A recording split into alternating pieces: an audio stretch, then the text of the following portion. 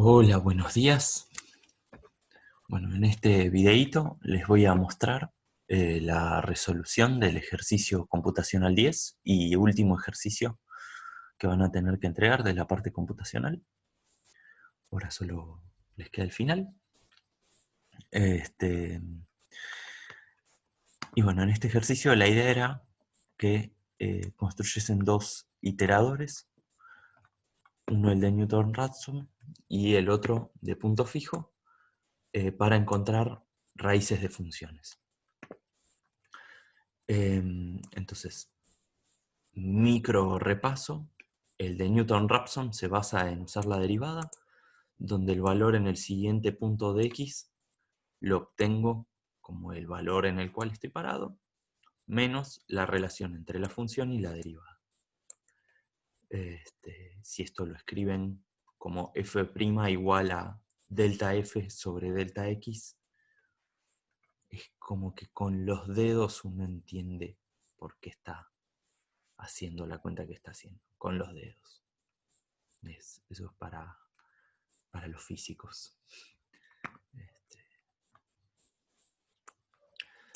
Y en el caso de la función de punto fijo, lo que hacemos es despejar la ecuación de f de x igual a 0 como un g de x igual a x, y construimos iteraciones de esta forma, donde el xn en el nuevo paso va a ser igual al g del xn del paso anterior. En ambos casos tenemos limitaciones. En el caso de Newton-Raphson estamos limitados a principalmente situaciones donde la f' no se anule, porque esto no podríamos calcularlo. Y en el caso de la g, estamos limitados por un poco la imagen de la g, que tiene que estar incluida dentro del conjunto, ¿no? Dentro del dominio inicial en el que estamos parados, y algunas limitaciones sobre la deriva. Entonces, la idea es construir en el punto A una función que reciba un valor de x y devuelva esta función, que la vamos a usar para chequear los iteradores que construyamos. Es una función muy sencilla que vemos que básicamente es una parábola que tiene una raíz en x igual menos 1 y x igual menos 2. Entonces, bueno, no me detengo mucho en esto, súper sencillo. Fíjense, ni siquiera me gasté en agrupar los términos de la deriva. Entonces ya lo siguiente es construir el iterador de Newton-Raphson. En un primer paso, la propuesta es que reciba la función f, la función f', el x0, que eso es algo común a todos estos puntos, a estos métodos, donde iniciamos la iteración, y eso es importante porque puede converger o no dependiendo de dónde empecemos a iterar. Y bueno, como siempre en los iteradores, un máximo número de iteraciones y un valor de tolerancia. Para todos estos casos sencillos en los que estamos trabajando, no debería haber mayores problemas con esto, pero sirve para que si yo estoy probando cosas, bueno, si algo sale mal, no quede un while andando sin parar, que nunca se corte solo, ¿no? Y bueno, acá tenían el modelito de la función.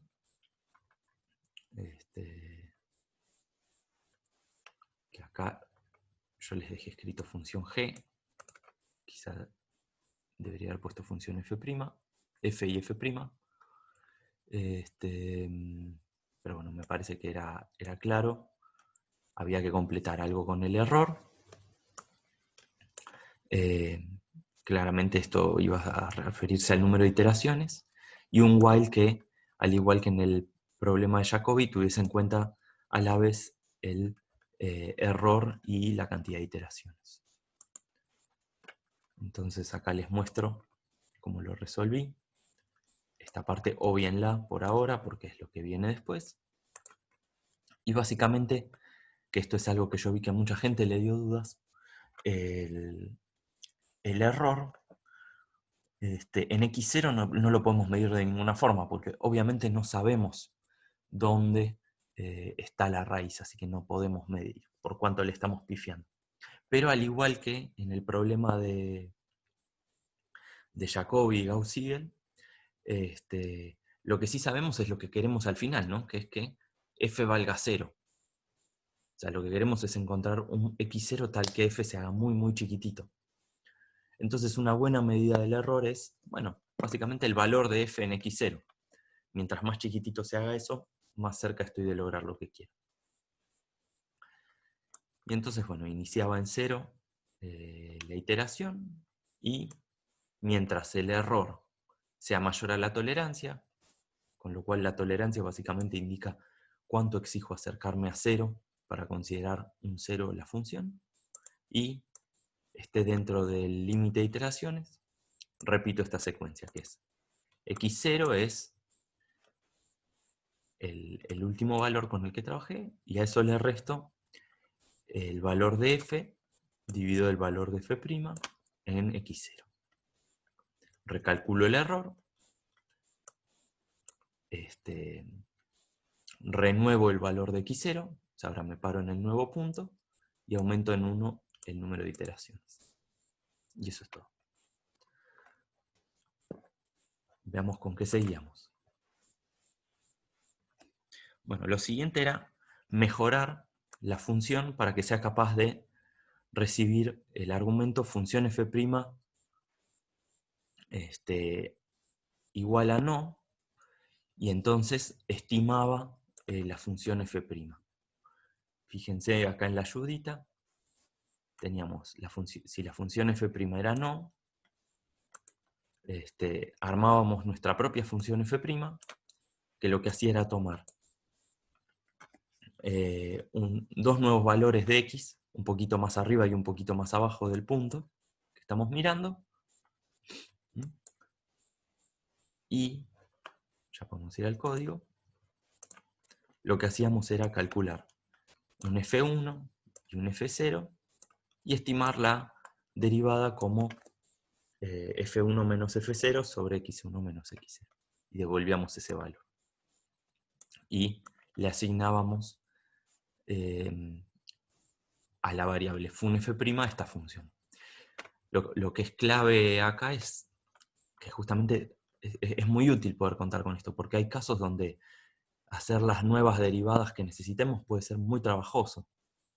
Y con esto lo estimamos de forma razonable sin muchos problemas, ¿no?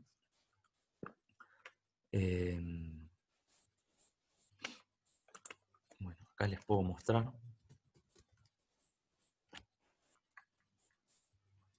Acá, en vez de no, anoto función f'. Corremos los dos y vemos que prácticamente el resultado es el mismo, ¿sí? No hay diferencia en este caso sencillo. En problemas más complicados, podemos llegar a cosas muy distintas, ¿no? ¿Por qué? Porque la estimación numérica quizá de la derivada quizá no sea buena, pero en este problema que es sencillito, ahí lo había puesto de forma tal de encontrar el 0 que estaba en el menos 2, ahora lo corro de nuevo para el 1. Fíjense que el resultado que obtenemos es prácticamente el mismo. Entonces, lo siguiente era construir el iterador de punto fijo, que en este caso lo que recibía era una función g, además de los mismos argumentos que antes. Y bueno, una forma muy similar hacia las iteraciones. En este caso, el error, vi algunas personas que lo que hacían era pasarle también un argumento que era la función f. No está mal eso, pero bueno, en este caso lo que queremos es que básicamente la evaluación de G en X0 y X0 sean muy parecidos, ¿no? Eso es lo que va a medir cuán cerca de 0 estamos. Así que bueno, acá el error lo estimaba de esta forma. Lo otro de pasar la función f también está perfecto. Y bueno, la condición para iterar es muy parecida a la anterior. Y acá la propuesta era para comparar, usar dos funciones distintas, digamos, que despejaban x en función de una g. Entonces lo corro acá. Y lo que vemos es, bueno, algo clave que está bueno comparar en esto es que hay una función en la cual la convergencia es en 2 pasos, es instantánea prácticamente, mientras que en la otra lleva un número mucho más alto de pasos. Y bueno, y aparte tengo un error.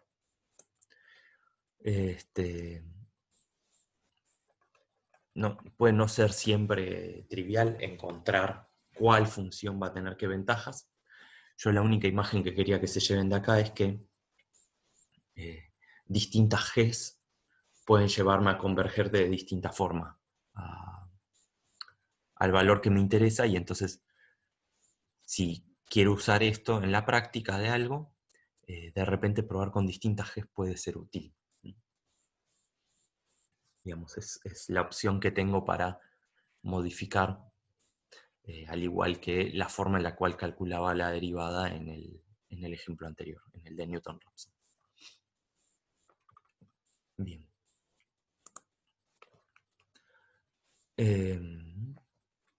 Entonces, en el punto E, la idea era usar ambos iteradores para estimar el valor de B que mejor ajusta por cuadrados mínimos esta función, estos datos que se daban. Bueno, la función G ya venía dada en el ejercicio 20 y yo ya les daba la función para el caso de Newton-Raphson. Algo importante que vi que a algunas personas les llevó errores es que fíjense que en el caso de G la suma arranca en 1, no sumo todos los valores de I, mientras que en el de Newton sí arranco en 0. Entonces, en el punto fijo arrancamos en 1, porque si no vamos a tener problemas. Y bueno, acá me armé las dos funciones. Para escribirlo fácil y sin mucho lío, acá estoy aprovechándome de esta notación, donde pongo corchetes, un 1 y 2 puntos, que eso me agarra todos los valores del array, desde el elemento 1 hasta el final, y así me saco de encima el 0, el elemento 0. Y bueno, no hay mucho más que decir, les dejo para que miren la cuenta después en el REPL. Y bueno, y en el caso de Newton-Raphson la función era todavía más sencilla, ¿sí? Está bueno, cuando se puede, acostumbrarse a aprovecharse de la notación vectorial que tienen los lenguajes de programación.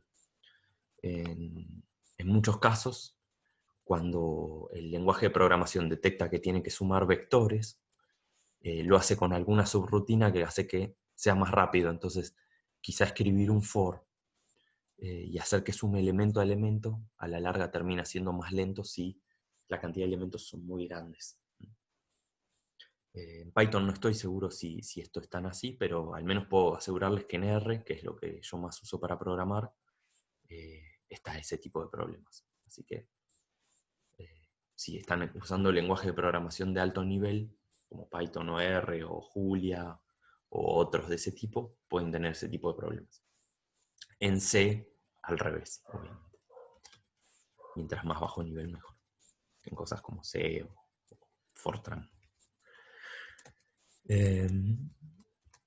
Bueno, acá calculaba ambas soluciones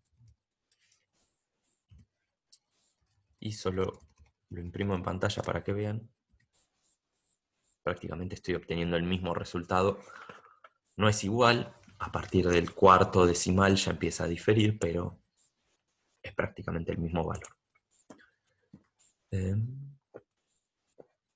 Lo puedo correr para que podamos ver el gráfico. Y prácticamente caen uno encima del otro los valores, ¿sí? Por eso ni se ve la diferencia.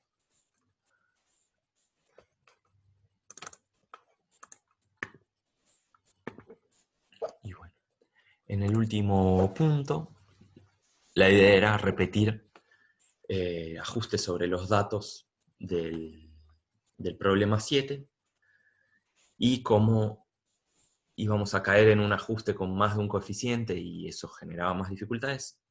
La propuesta para simplificar es tomar los datos normalizados, donde la normalización consiste básicamente en escalear todo entre 0 y 1, tomando como, moviendo, digamos, el mínimo a 0 y el máximo a 1. ¿Sí? Y venía acá era repetir el ajuste de cuadrados mínimos. Mi expectativa, nadie me lo preguntó y espero que no se hayan puesto a hacerlo, pero era que usen el método de Newton-Raphson. Si alguien veía esto y tenía alguna iluminación rápida sobre cómo despejar una iluminación rápida. Si querían repetir una cuenta incómoda, como la que había que hacer para llegar a la expresión de G de B acá, para encontrar una G de A, estaba perfecto. Habría que chequear propiedades de convergencia de esa G. Pero la idea era trabajar con lo más sencillo, que era usando Newton-Raphson. Con lo cual había que derivar esta función respecto a.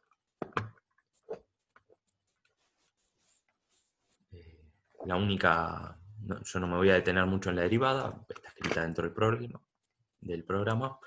La única sutileza era cómo derivar x, digamos, un número elevado a la x, si quieren, que es la función que estamos queriendo derivar acá, y es aprovecharse de que, por ejemplo, a la x lo podemos escribir como e a la logaritmo de a por x. Y ahí es fácil, porque ya estamos derivando una exponencial. Entonces, bueno, importaba los datos, los normalizaba, me armaba mi función, que dependía de a, reevaluaba dentro de la función un x y un y calculaba la derivada en función de a. Y con eso se podía estimar una, que se los imprimo acá en pantalla. A mí me dio más o menos 0,69. Y con eso hacían un grafiquito acá. Y no se pedía mucho más. Uno acá se podría poner a jugar con el error como hicimos en el otro programa, etc. Pero no es la idea. Así que bueno, eso es todo por hoy, por este problema. La semana que viene les voy a subir algunos ejemplos de integraciones numéricas, que es lo último que queda ya casi de la materia. Y eso, pero ya no tenemos más ejercicios. Así que espero que les haya servido.